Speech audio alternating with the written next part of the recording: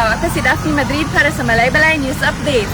Gilunsad ang pinakaunang Malaybalay City Marathon 2026, kinigitambungan sa mga lokal o tourist runners. Malampusong gilunsad ang pinakaunang Malaybalay City Marathon 2026 nga gipasiugdahan isip kabahin sa pagsuulog sa 149th Aldaw ta Malaybalay. Gitambungan kini sa mga local o tourist runners gikan sa nagkalain-laing lugar nga naghimo niini nga usa ka mahinungdanong kalihukan alang sa dakbayan. Lakip sa mitambong ang guest runners nga sila Gerald Anderson ug Ira Lopez.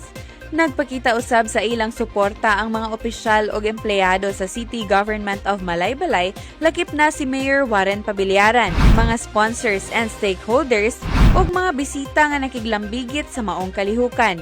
Pinaagi sa usa ka city ordinance na himo na ang opisyal og institutionalized nga kalihukan ang Malaybalay City Marathon nga ipasiugda matag tuig.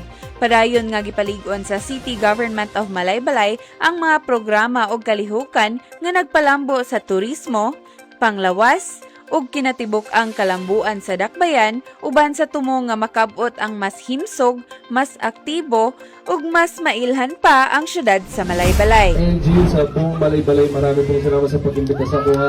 At ang mga balik din rin, isasama ko yung buong basketball team ko para maglaro naman kami. So sana next time naman. Congrats, runners! Mga katulong sa Imperong Atawa sa Bugang Palma, Balatawa, may follow nyo lang ang sa Facebook page. Subscribe ang YouTube channel na Mayor Warren Pabiliaran. Ako si Daphne Madrid para sa Malaybalay News Update. Mayong adlaw, salamat po kay!